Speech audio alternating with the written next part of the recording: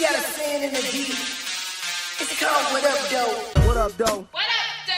What up, Boy, get this money. Would you also get this money? Boy, get this money. Would you get this money?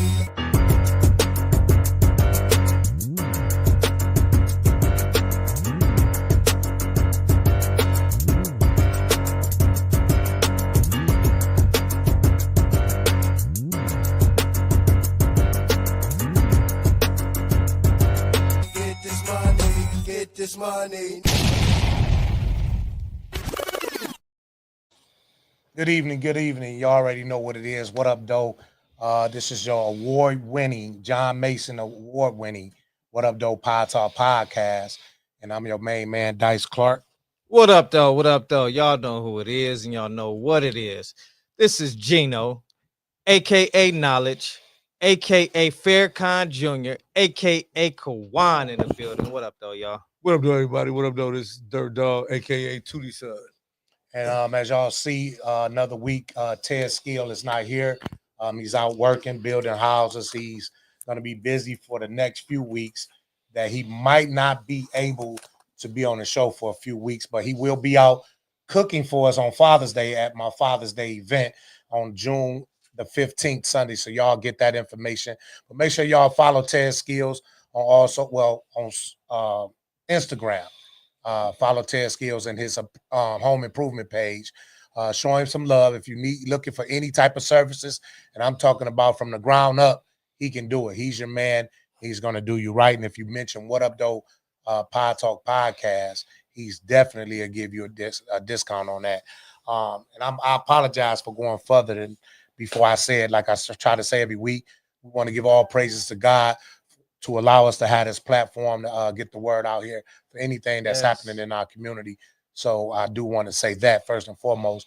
And while I'm speaking on that, I want to say, I want to give a shout out to El Bethel Baptist Church, located in Redford on 7 Mile and Grand River with Pastor Glass and First Lady, which is my home church now. But every Sunday I go there, it's just great each week. I just want to say thank you for all he do and did for me and planning to do. So shout out to them. Join us next Sunday or any Sunday you're available. El Bethel Baptist Church, located on 7 Mile and Grand River in Redford. I just wanted to get that out there before we move forward.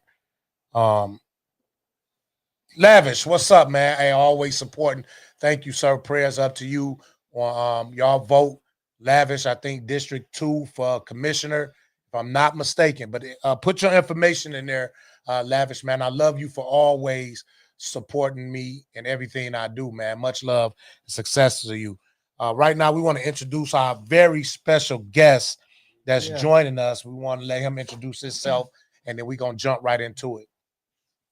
Well, thank you so much, fellas, for letting me come and spend a Sunday evening with you. My name is Todd Russell Perkins.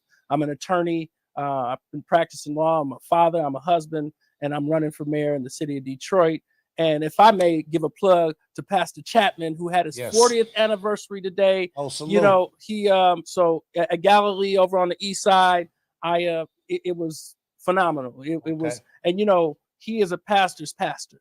You know, and he praises all the pastors in the church. Those are doing good. You know, and one of the people said, you know, they're good pastors who are not great preachers. Right. They're great preachers that are not great pastors. And he's both of them. Amen. You know, and I would be remiss if I didn't give a shout out to you're supposed who brings me centering, who brings me my spiritual food. And, you know, I love him and look forward to doing more with him and more for the church and for other brothers and sisters. No, amen. 40th anniversary. That's a milestone, man. Salute to that church. Do you happen to have the address or location? So if somebody wants in that area, it's on Outer Drive. I don't know the exact address, but it's on Outer Drive, just north of 7 Mile on the east side. Okay. So it's right across from Randazzo's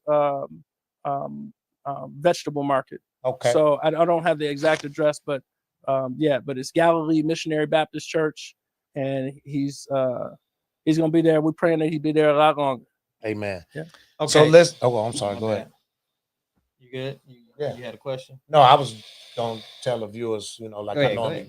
do. Yeah, go ahead. But the viewers, y'all see, we got a special guest. But right now, you already know if you're watching, please push the share button.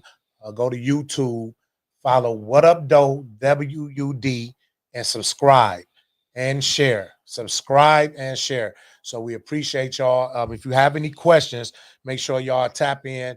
The numbers up top. Call in. Keep your questions brief, please. I gotta stress that because we only on here for an hour. So with that being said, Gino, go ahead. Okay, so I like to ask a lot of questions that our viewers want to know, especially like if you like running for Detroit, running for the people, you want to be the people's champ. You know what I'm saying? What inspired you first to pursue a career as a lawyer, and then after pursuing that career as a lawyer, you grew up in Detroit. How did that shape you until this journey that you're going on now? That's deep.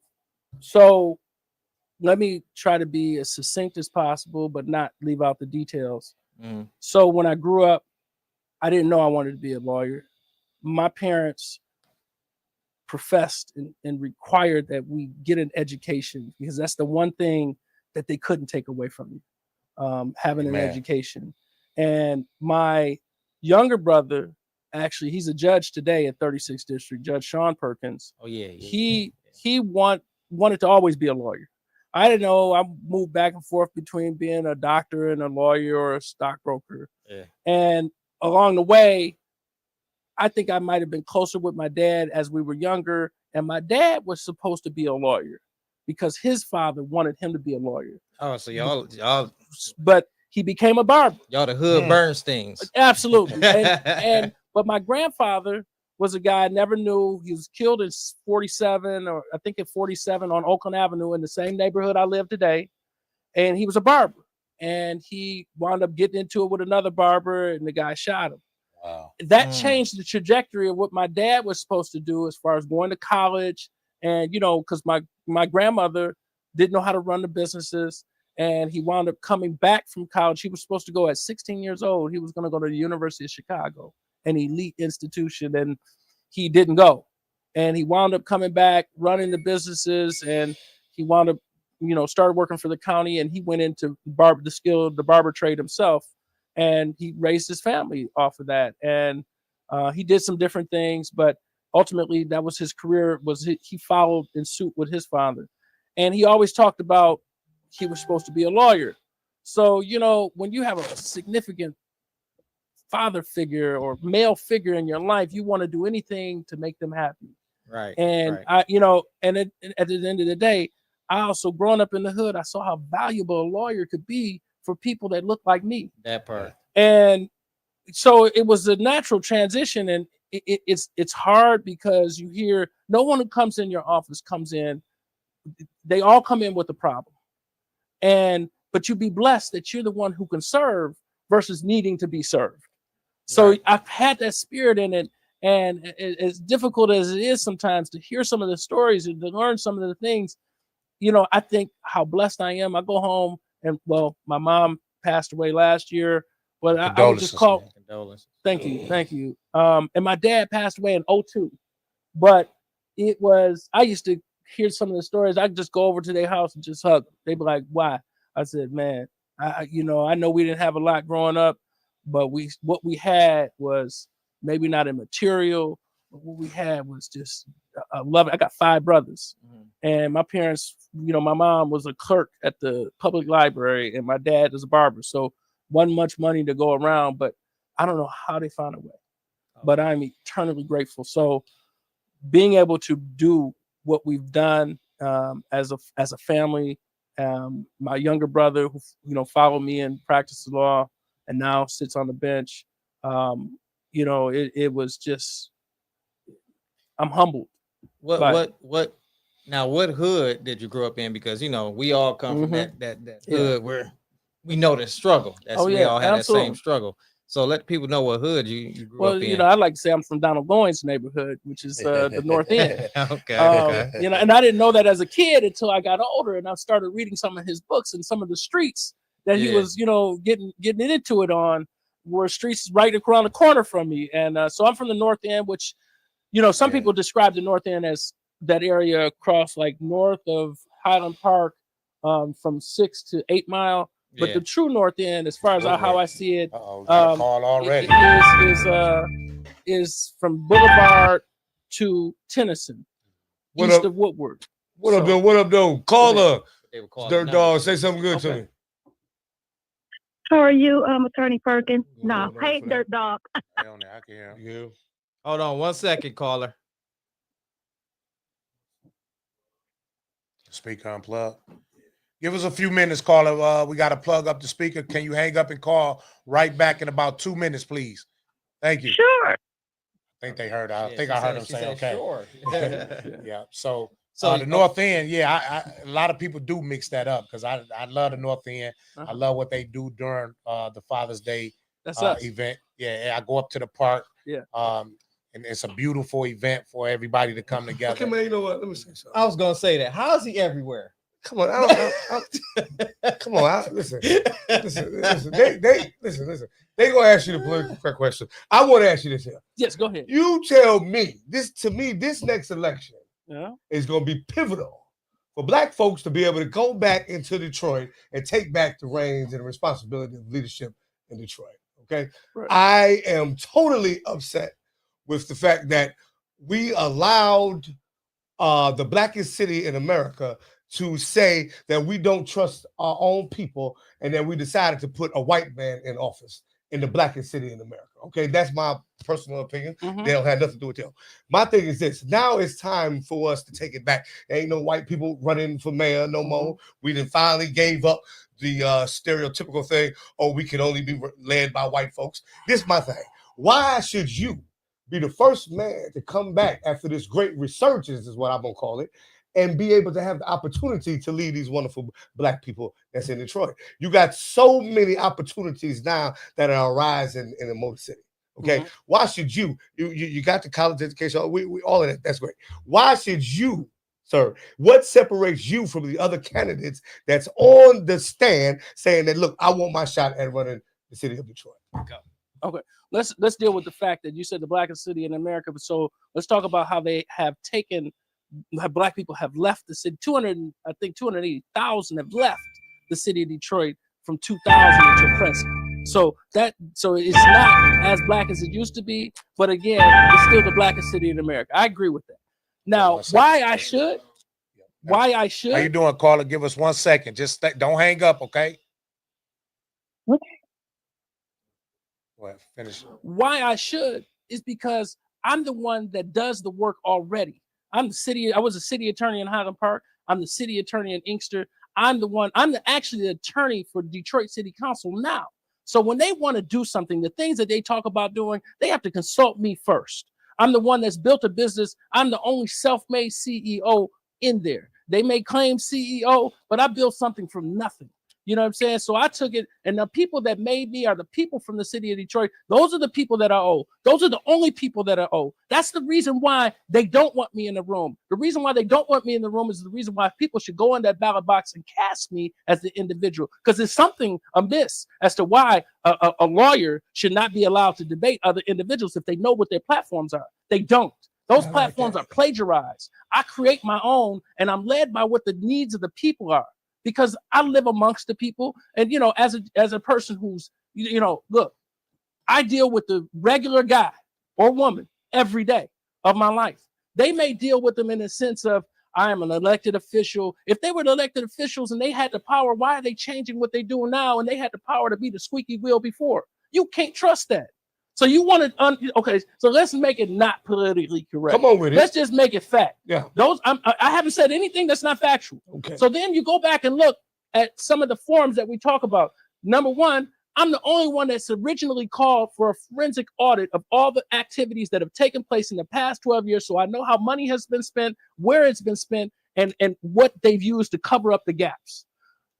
Durhal comes back and says, well, if you go to budget meetings, you would know how budgets are being spent. He doesn't seem to understand what a forensic audit is. A forensic audit talks about after the budget is approved, because you don't spend the money, the administration, the mayor spends the money.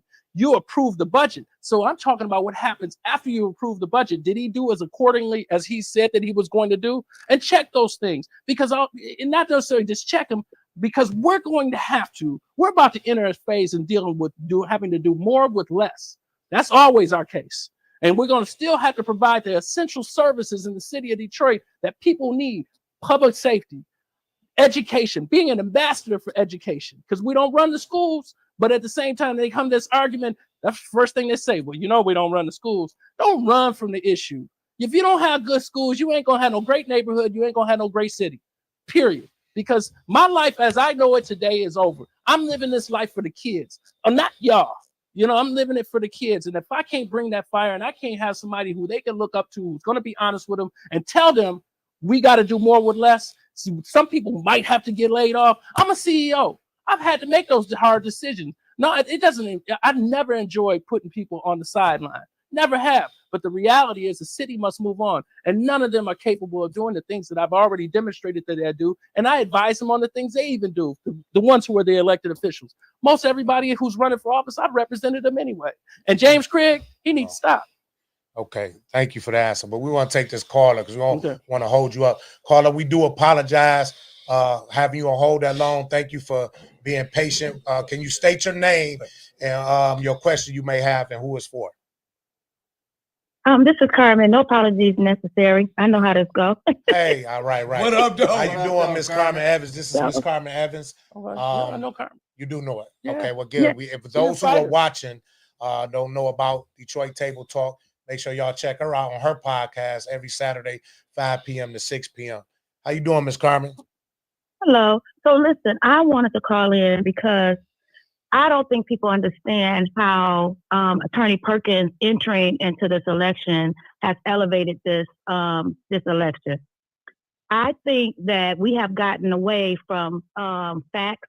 We have gotten away from intellect, and we've gotten used to allowing our elected officials to tell us anything and it not being proven.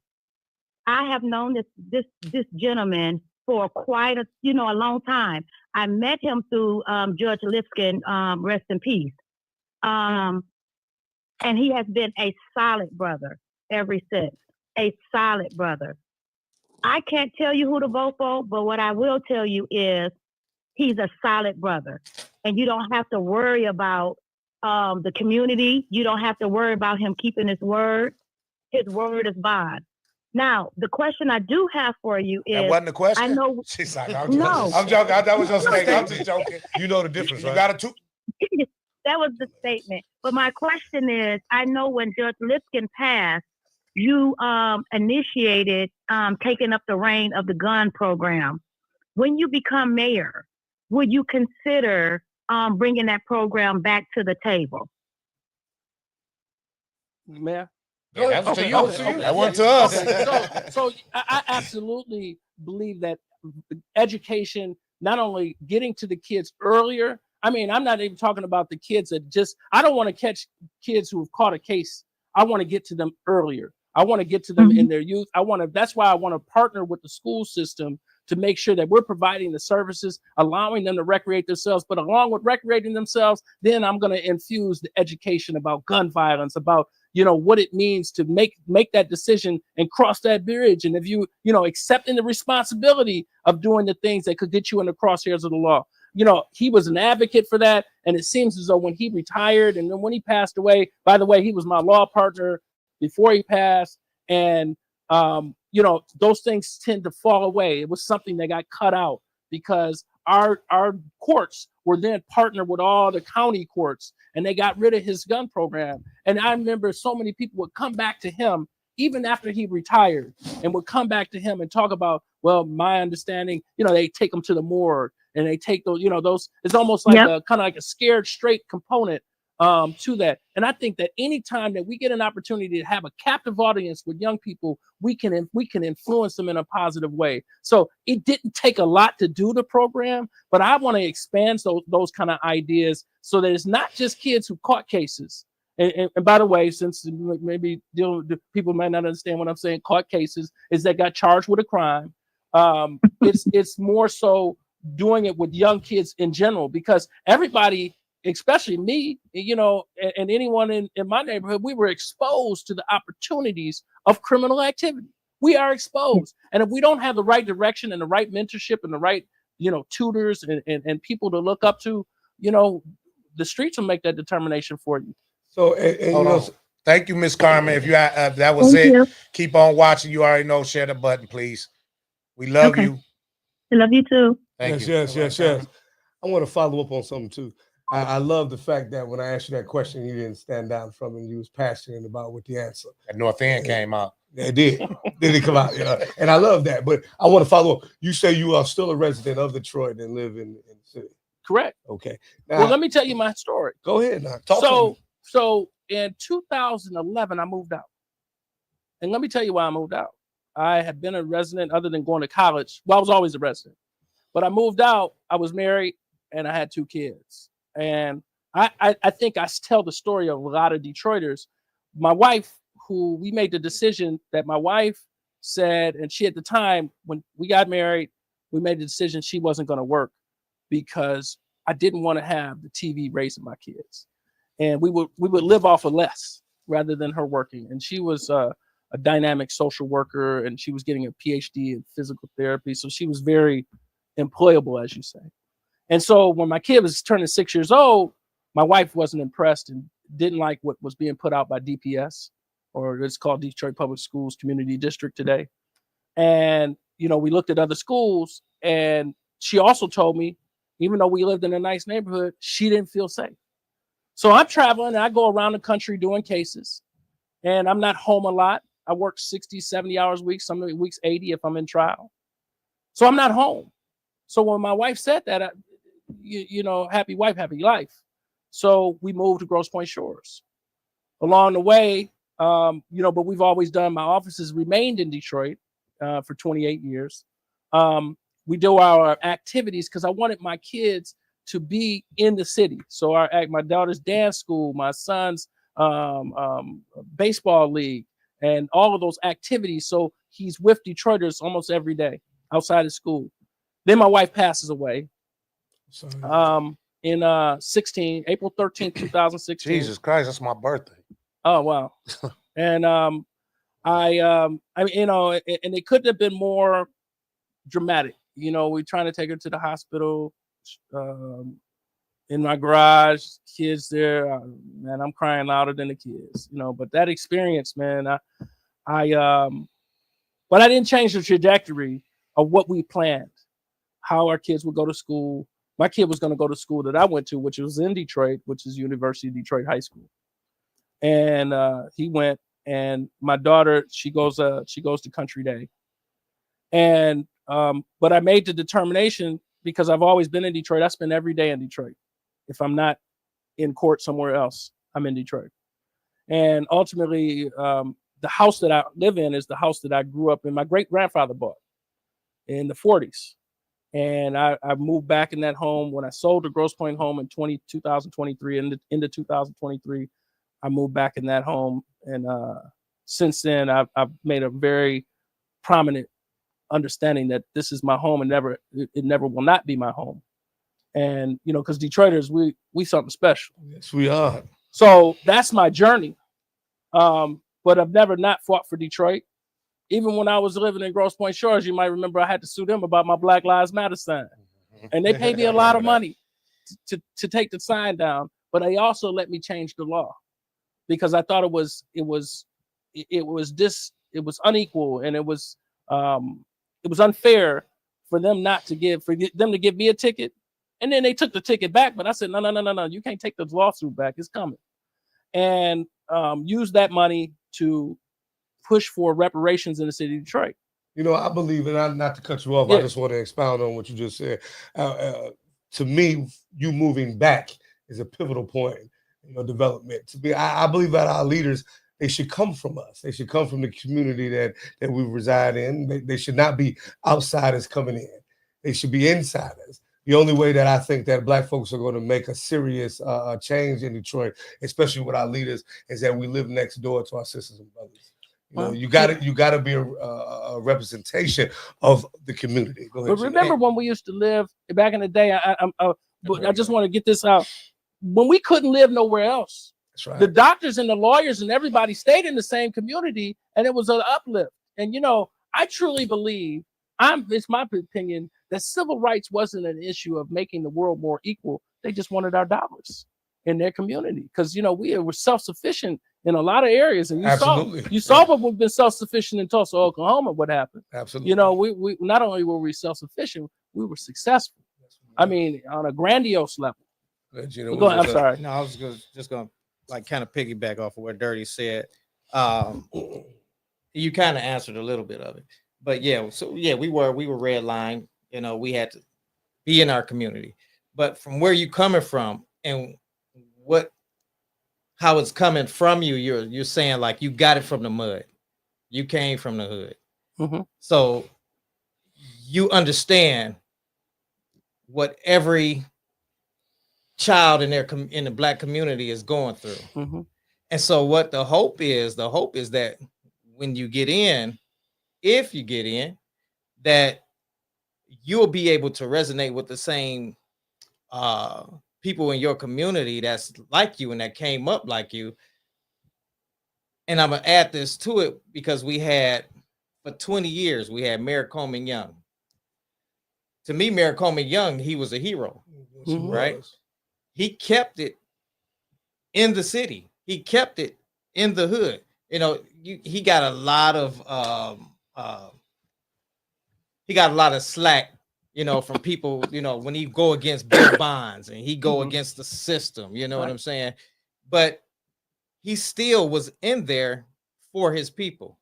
He kept police brutality out.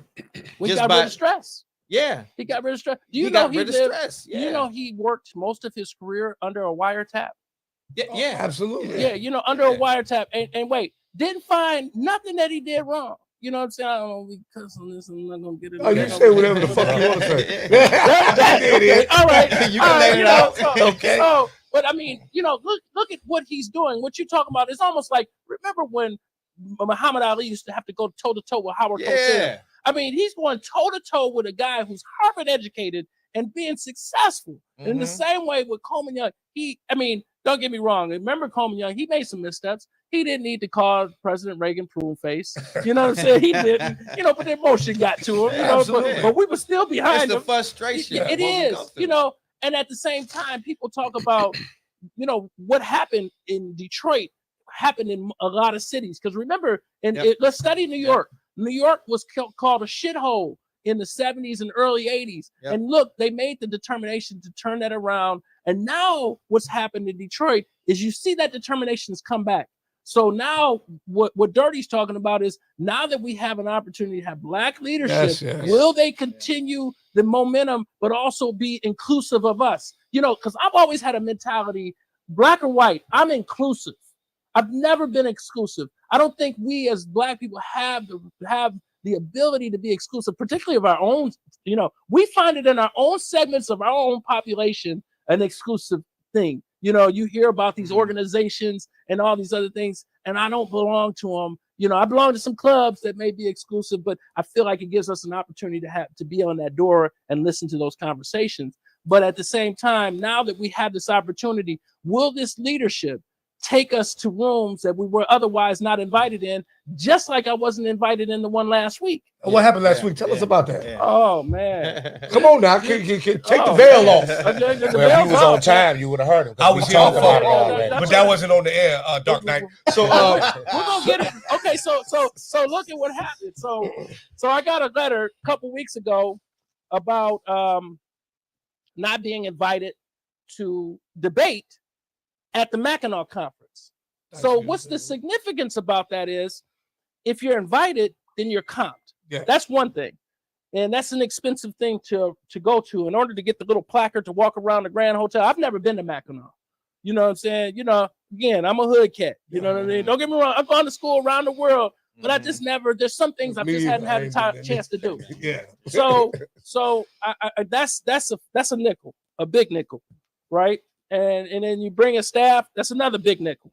let alone the cost of being at the hotel. So it has an element of exclusivity anyway, because there's some people who can't afford it. So I go.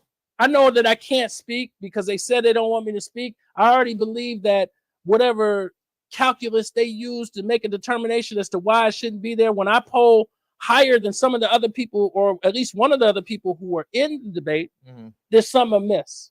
So they said it was about time and about the spacing that they had. But remember this, that's the first time, if I'm not, correct me if I'm wrong, that's the first time they've actually done the debate up in Mackinac and not in Detroit. And I felt that there was an element of exclusivity in that. So it made it geographically difficult for other people to attend.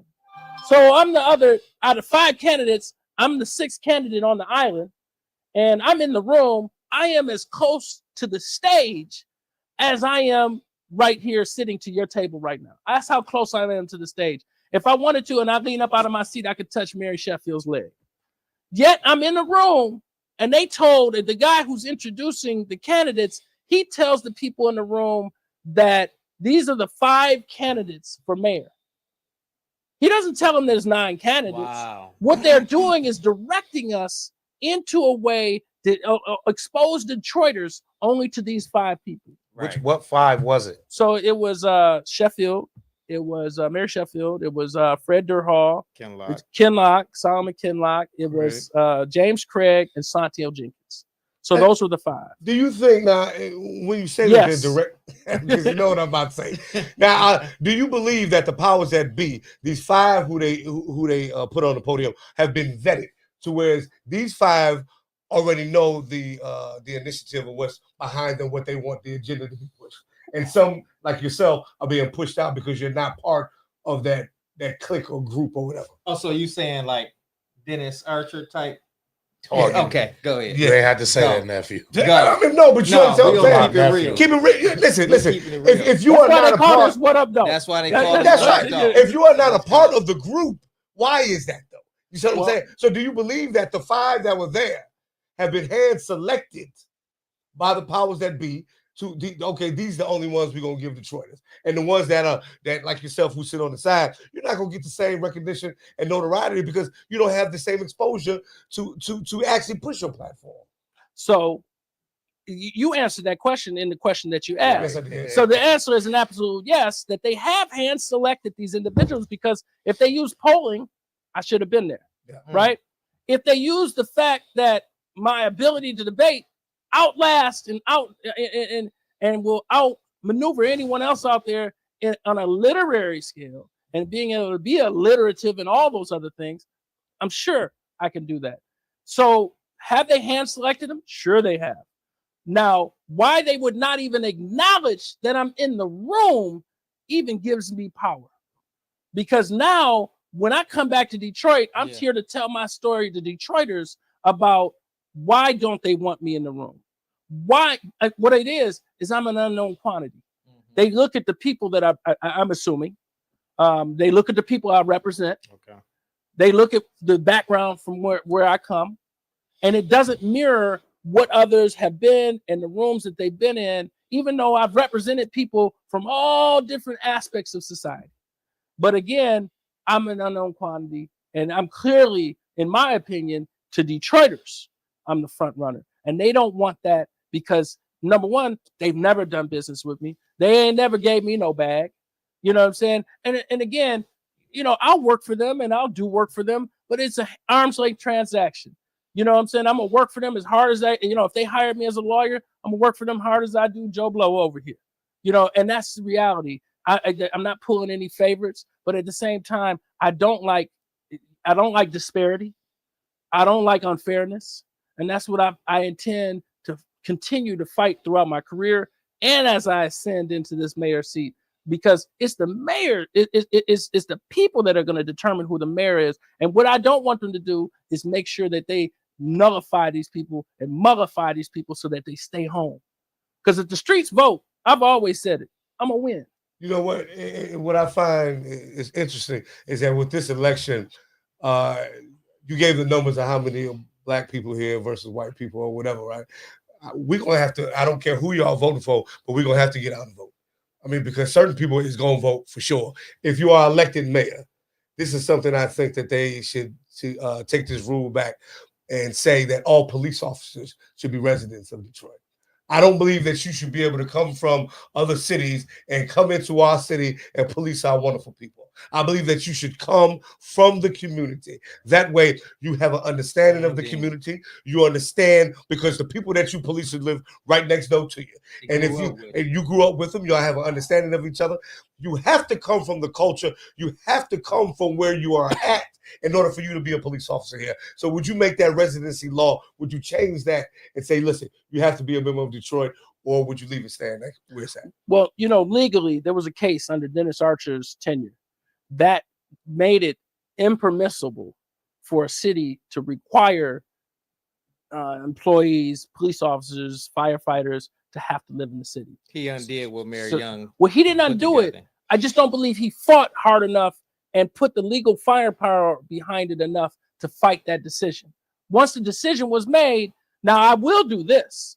I will incentivize two people who are current officers to live in the city of Detroit. How do I do that? I use the land bank.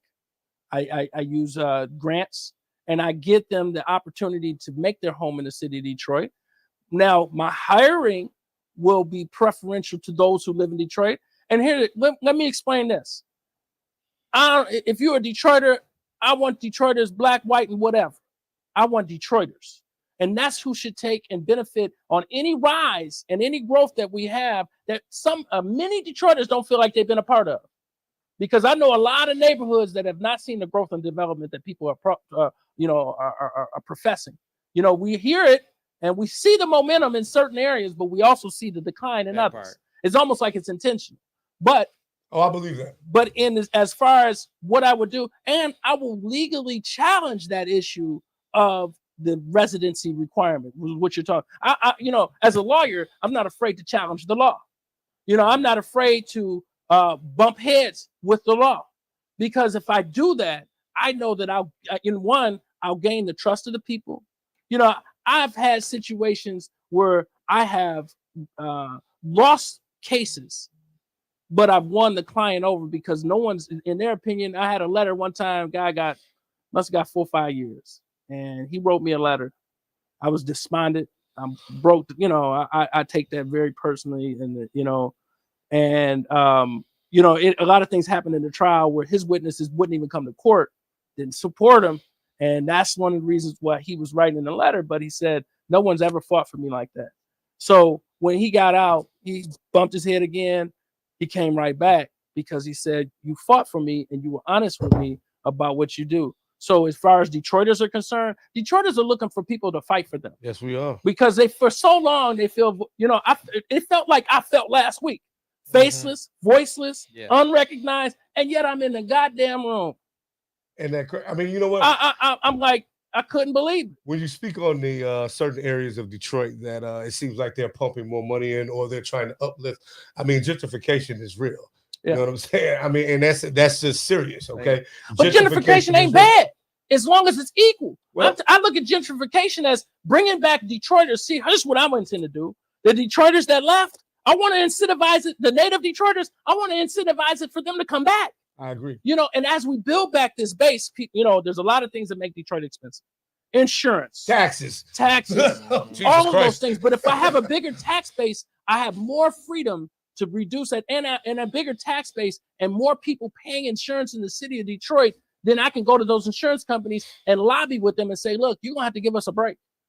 You know what I'm saying? We're going to make sure that people stay insured, and we'll enforce, the fact that, people staying insured. You can enforce it in so many different ways legally, but at the same time, as the number of people who stay insured and as the population grows, and as you work on public safety, because that's it, in a different way than what has been done in the past. I'm not talking about over policing.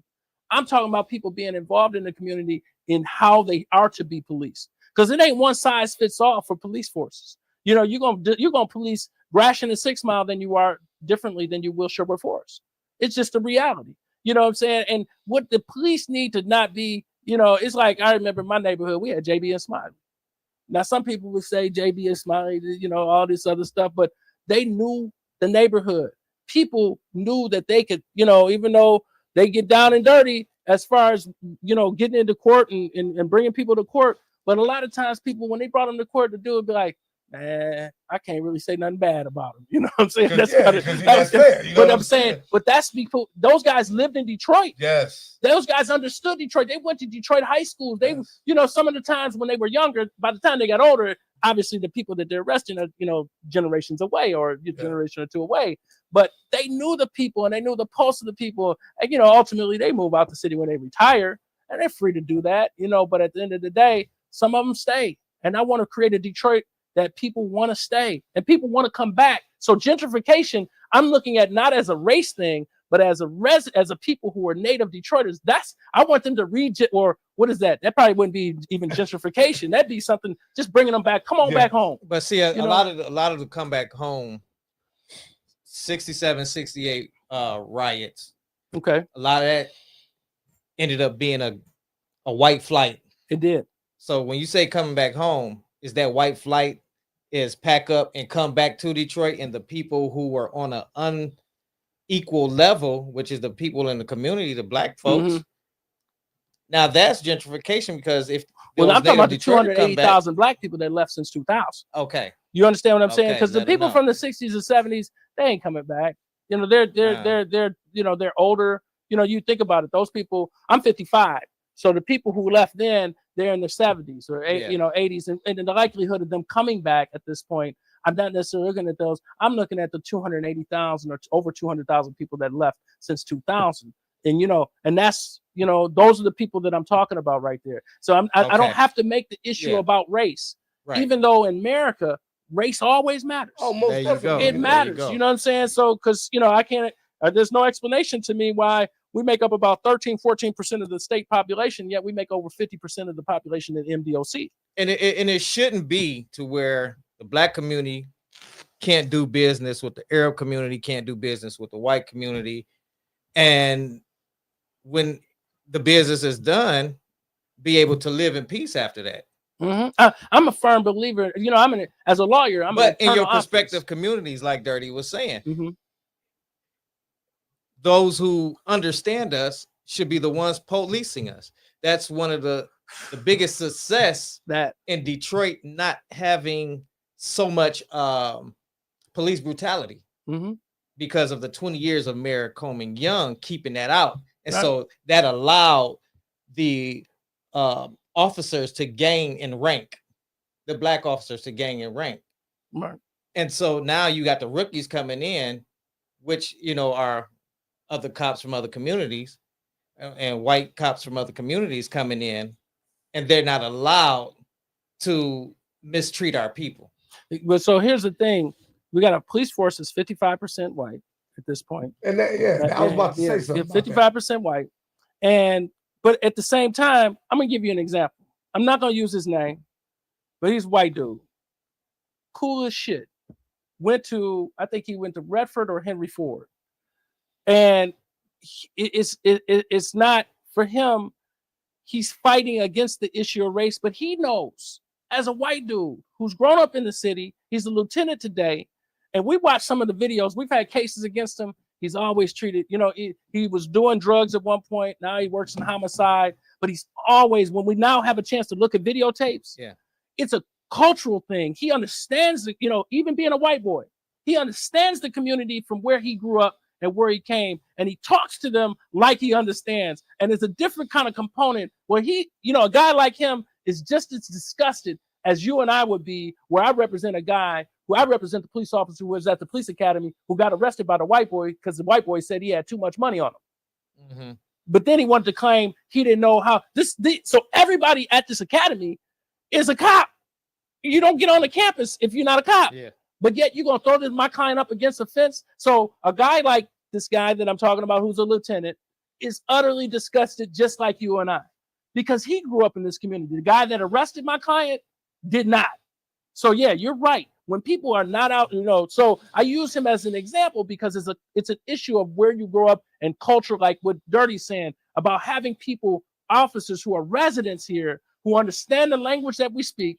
And the likelihood is, because we're a 77% black community, the likelihood is the officers would outnumber the black officers would outnumber in your hiring methodology would outnumber those other individuals typically because of your statistics. But at the same time, I'm looking at people who want to be in this community, who've grown up in this community, who, you know, I get the feeling. I worked in Highland Park, and I was a city attorney in Highland Park. And right when they were just bringing their police force back, so they didn't pay a lot of money. And there were other officers that would come from other communities. And I got the feeling that they were almost coming down to Highland Park to be like the character in Alien. Remember in Alien? No, Predator. I'm sorry, Predator. What was Predator doing?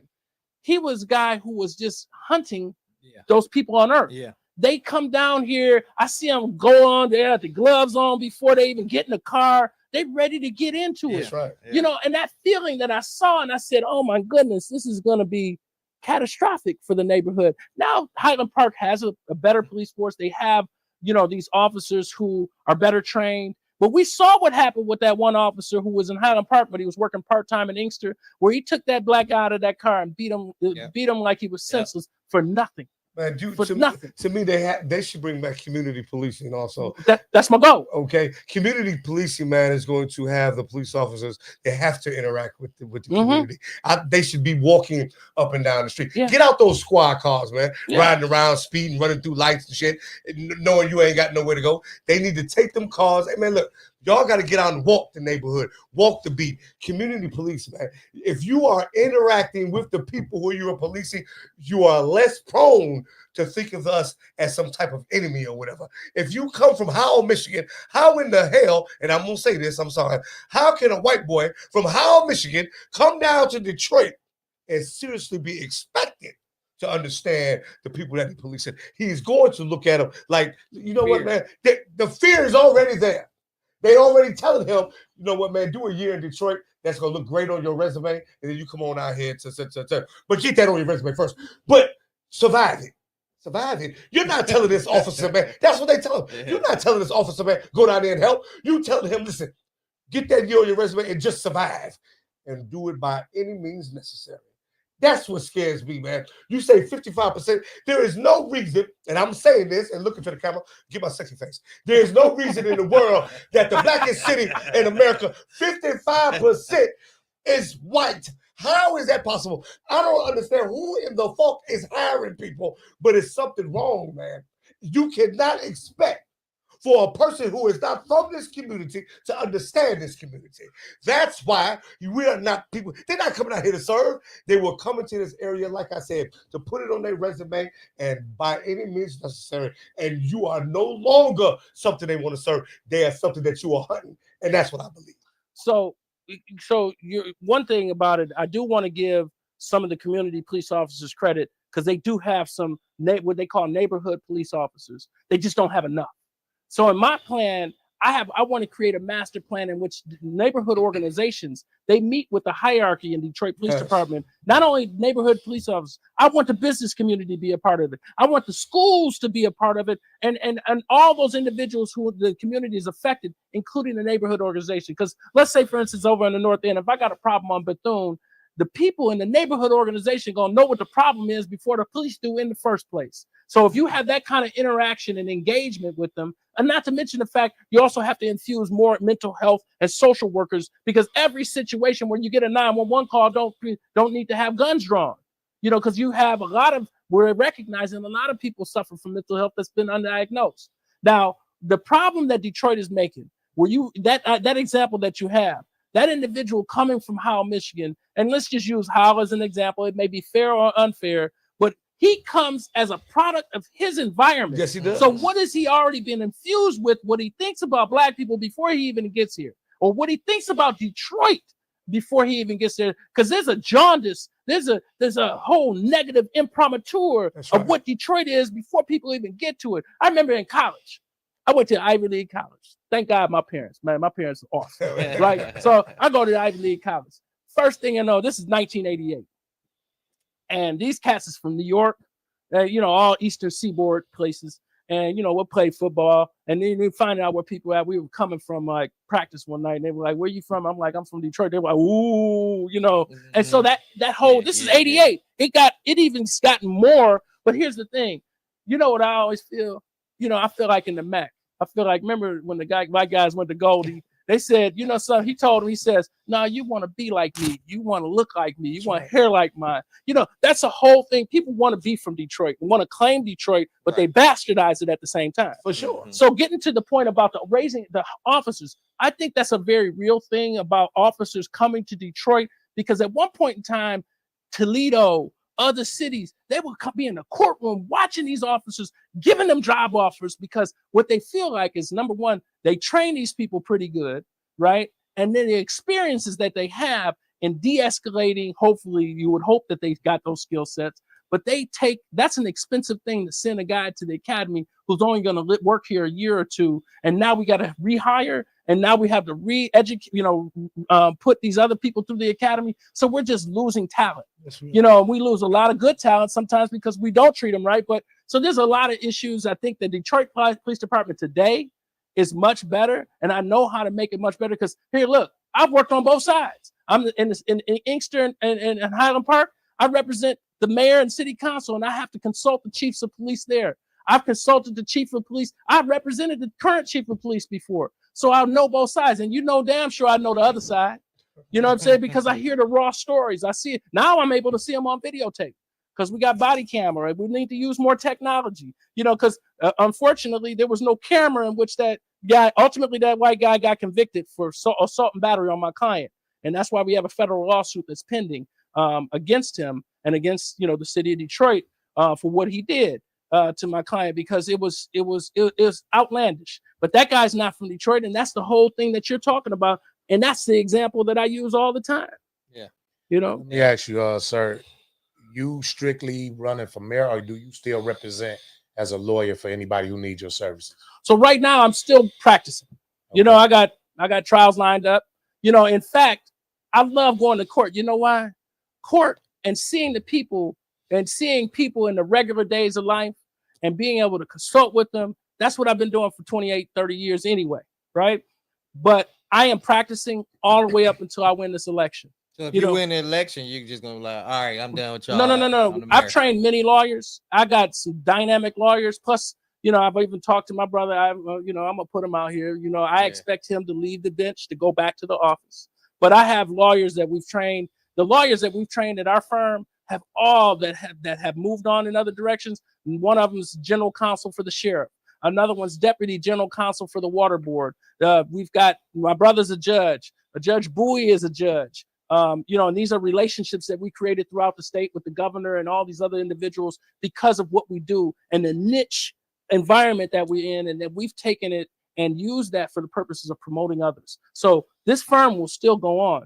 I expect to do 2-3 terms as mayor, and then I'm going to go back to the firm under the leadership of Adam Clements. And if you ask anyone in the streets, this young brother, 40 years old, man, I may be Magic Johnson, that's Michael Jordan. That's my kid. I don't get jealous because that's my product right there. You know what I'm saying? We oftentimes see people who grow and we want to stale their growth because you may think that they might outlast you. My theory in my firm is if you don't go beyond me and I've infused everything I have into you, I'm a failure.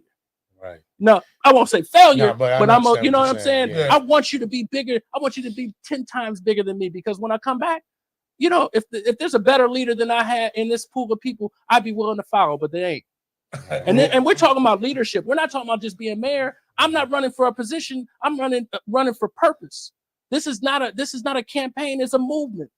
This is something that, like what you're talking about, this is something that people don't seem to understand. There's no urgency amongst the candidates. That's right. They don't see this. They're like, oh, I want to continue the progress Duggan made and everything like that.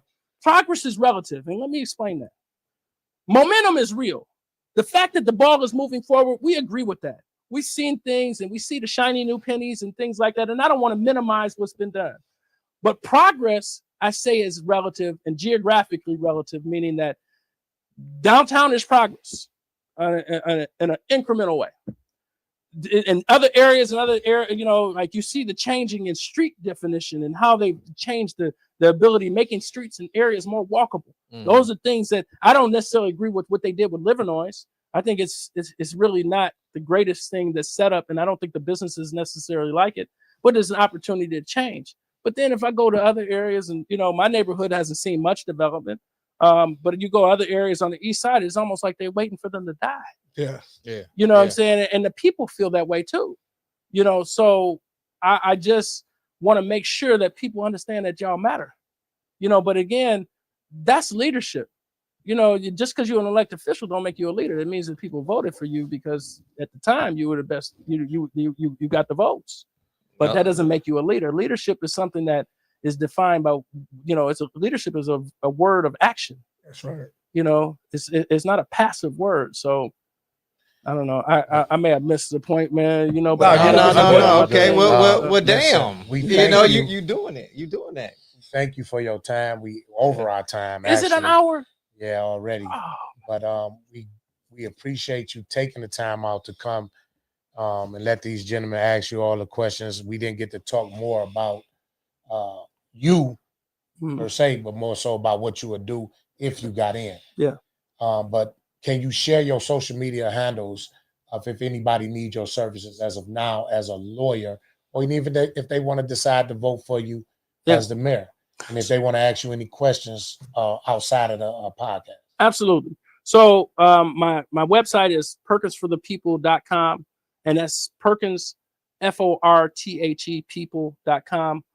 I'll give them my cell numbers on my card, 313-930-2530. One more time, slower. 313-930-2530. I try, I get hundreds of calls a day, but we try to get to most of them. But if people text message me at that number, or if they email me at tperkins@perkinslawgroup.net, my team answers that, and we have a team approach during the week.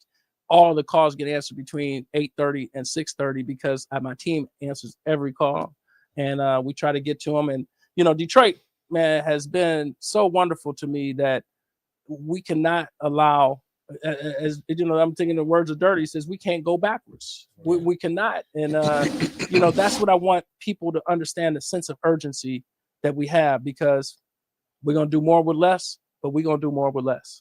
Amen.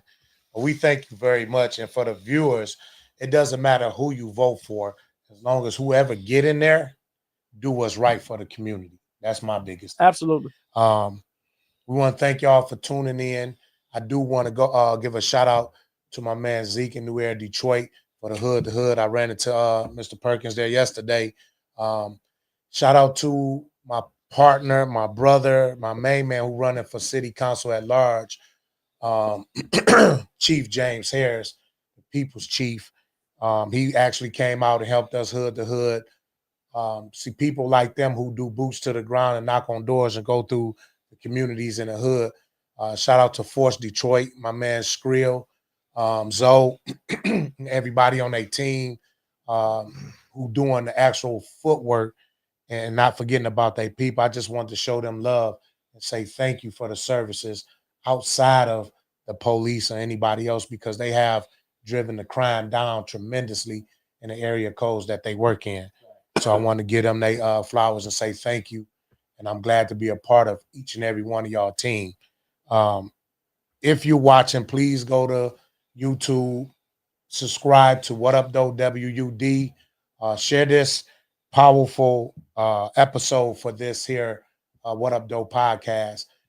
And again, it's 9 candidates who's running for mayor. 9 candidates. Can I say something about your people subscribing as a lawyer? Yes. What people understand is they need to make sure that we monetize media outlets like what you're bringing, and that subscribe doesn't cost them anything, but it takes note of the major corporate. And I'm talking as a lawyer and a person who does contracts and does entertainment work.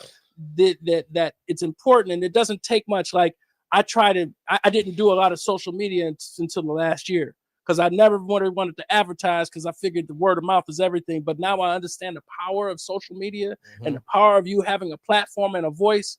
Something you can create your own empire right from this room, and all this technology y'all got. Y'all can go to the rest of the world. So I encourage people to subscribe, because that subscription costs them nothing, but it's very valuable to your organization. And I'll touch 10 people when I leave out of here to make sure that they subscribe as well. We because, appreciate that, bro. No, and if they touch 10 people, Yes. by the time you know how I want y'all to go viral. I appreciate Because that. this is organic, man. You know something. I'm disappointed that the hour is up. Yeah, it always be like that. Yeah, Like Janet yeah, say, time flies when you having a good time. Janet didn't say that. Oh, who said it? I don't know who in the hell said it. But why you put that on Janet? Who the fuck?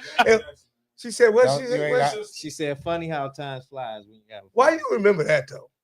That was just offbeat. Like, Well, you know something. You remember the things fine girls say now. You know what I'm You saying? wouldn't understand that. So listen, we thank all our viewers. You already know the last 5 minutes of our show. We like to get a dirty to do his dirty editorial. But before we do that, I do want to invite everybody out.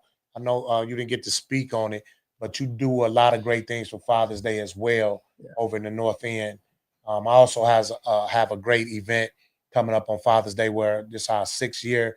We feed the fathers for free on our budget. We try to do the first 100 fathers to give them a free meal, have a day party. It'll be held at one of my businesses located in Detroit at 18621 West McNichols between Southfield and Outer Drive, Sunday, June 15th from 3 to 7 p.m. Well, let me know because I'd like to write a check. I ain't got a lot of money, but I want to, support that because, mine is my cookout really is for our neighborhood, but the entire city comes over on the North End, 9721 Cardoni. At the Bradby Center, where I used to get free lunches when I was a kid. But it's free. I heard you cooking some real meals. I'm cooking burgers and dogs and sides and things. Like I ain't doing necessarily, but mine is for steak meals and macaroni and cheese. And both of them is great though. But you've been energy. doing it for years. But I want to, something. I know you got a nonprofit, so I, let me get with you before then. Like I said, I definitely have to put mine together. We're in the process of putting it together, but I gotta support what you're doing because I know if I support you, then that means I can tell other people to support you. Because I can't tell other people to support you if I ain't gonna put my own, skin in the game. So I definitely want to get you that. And I'm gonna stop by, even though I got mine. I can sneak away and come by and just see.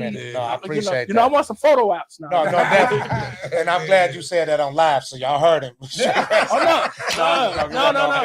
I appreciate that. That means a lot, man. We appreciate that. And I just want to say, even though I don't celebrate Single Father's Day, I celebrate every day as Father's Day. Man. But I want to give a shout out to my man Ted Skills. He's gonna be cooking. Yeah, he just stepped up because we've been doing this 6 years, and my brother, shout out to Fathead Nakeem Hicks, he passed away, who normally do the cooking for us. He passed away a few months ago. So Ted Skill, our other co-host, he volunteered to step up to do the cooking this year because I didn't know who I was going to get, since he passed away. So shout out to Ted Skills again. If y'all need some home improvement, if you need any work, Ted Skills is a great person all the way around. He got some skills. And that's why his name, he live up to his name. I need something done immediately. Ted Skills, I hope he working on the house right now. But this the information. We'll get it to him. I'll let him reach out to you, whatever you need. But I tell you, if you follow his page and see the way that he's a perfectionist, he's bougie, he's going to do everything to top tier. It's a small project, but it's big to me because it's about to be 81 degrees tomorrow. Yeah. And, I can't, I don't want my shirt sticking to my back. You know what I'm saying? He'll come knock it out. He'll come over there and give you an estimate to knock something out real quick, even in between. He got big projects he's doing now, but he will reach out to you and then tell him. Well, he'll know you was on the show. Yeah, but that you'll get a. I saw the number. I saw the number on the 828 number. Yes, sir. Okay. So we'll make sure you get that information. Again, thank you. We're not gonna waste no more time, but I do want to give a shout out to our super producer Rico, reflection of our futures, who always make things happen on everything we do. So this next 5 minutes, we want to let Dirty do his dirty editorial. All right, y'all know what I do every week. I give honor and praise to my guys for y'all giving me this platform to be able to express my views and my opinions. And you guys don't even check me on nothing. The dirty editorials are just mine, y'all, so they don't know what I'm going to say. And so don't hold this against them. But I'm going to do this. I had something else planned, but I'm going to for the people that we got in the room, just out of respect for them. But I want to pump something at an event that we have coming up, Return of the Mac. On it was a movie that I'm in Juneteenth. We got the movie premiere, and it's a concert afterward at the Fillmore. So we want everybody to come on out. We're gonna start posting that, and you can buy your tickets and everything, and that's gonna be a beautiful event. But my editorial starts off like this. Listen, I'm going to go back to what I was saying. Okay, Detroit, we have to stand up as a unit. We have to get out and vote this time. This mayoral election is going to be pivotal. Okay, when people try to say that it has nothing to do with color and this, that, and the other, I'm not so sure, because the aesthetics of how things look and how things seem to be is it definitely has something to do with color. Anytime you have the president of the United States being convicted of dozens of felonies, is totally outrageous. To me, he's a complete buffoon. But what do? They reelected him. And why? Because to me, in my opinion, it's my opinion, because a black woman was running. I do not understand how America can ever say that race is no longer prevalent. I mean, that is a bold-faced, absolute, total lie. So when we bring it back home here to Detroit, to the wonderful, the beautiful city of Detroit, to where I live, I close my eyes here and I open my eyes here. I'm a member of the community. We all must stand up during this election. We gave it away 2 times before because for whatever reason, the powers that be did not believe that we could police and we can govern ourselves. Okay, we are now back in the position to be able to do that. So you have to examine. I'm not saying who I'm running for or who I'm supporting, but what we have to do now is you sit down and look at these 9 wonderful people and you dissect what they're going to be able to bring to the table, because this is going to be a pivotal election for the city of Detroit. You cannot sit up here and put the scapegoat and say, well, we got a white person in there and he's going to run and there it is. And I'm not trying to be right. I'm not being racist at all. What I'm saying is this city has to stand up. This next election is going to be something that's going to be historic. Take the reins back. Take the control back. For this wonderful gentleman to sit and tell me that the Detroit police is 55% white when you got more black people than white, to me is absurd. Stand up, ask the candidates the tough questions, research, find out what's important to you in your neighborhoods. You go to these debates. For them to have for them to take it to Mackinac Island instead of having it in Detroit, to me, that's something. I mean, I don't even understand that and why they even allowed that to happen. This is the time for us to stand up, take back the reins of the city of Detroit, follow what Coleman Young started, baby. You hear me? This is what we need to do now. Out with the old, in with the new. Let's come back, let's stand up, and let's have this voters registration be something that's so monumental that they don't understand how the numbers is so overwhelming. We have to stop just sitting down talking about what we do. We have to stand up, show some action, like they always try to say. You can keep doing all of this, but if you don't get out there and vote the city of Detroit, then you're damn, and shame on yourself. And that's all I got to say. Amen. Listen, before we go to, I need y'all to tap in and give a shout out to John Mason, Angie Starr, and Showtime. Listen to, I know everybody got their own playlist, your own phone, and all that other stuff. But Monday through Friday, 6 a.m. to 10 a.m., listen to 105.9 KISS FM. Trust me, it's very educational. It can help you about what's going on in the community. Then you can turn right back into your own music. But we need to support them because that's another platform that get information out to us that we need. You can't get information out to yourself listening to Pandora. And it's okay to do that. But take advantage of these platforms like Mr. Perkins said, even with us, we use these platforms to educate the community that sometimes y'all cannot get no other way. So take advantage of that, and I encourage y'all to listen to 105.9 KISS FM, Monday, 6 a.m. to 10 a.m., and please support your people. Support your people. Whoever you vote for, that's fine. Stop talking about the other person and down talking the other person. All I care about, excuse me, is who do right for their people. And then also, was you done? Was you done up? Yeah, I'm done. And then also, speaking on platforms, And can we give, or can you give your platform out because you got something No, that you not yet. not yet? Okay, so we're gonna That's have why I didn't do it.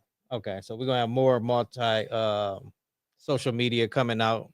You know, make sure, like my uncle said, make sure that we use these platforms, and like Dirty said, make sure we get out and put who we need into office.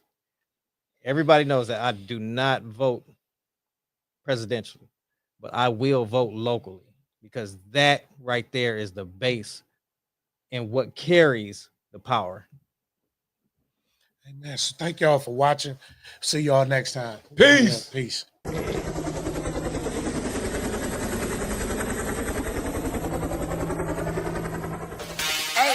Hey, we got a fan in the beat. It's called What Up, Doe? What up, Doe? What up, dude? Boy, get this money. Would you bust up and get this money? Boy, get this money. Would you get this money?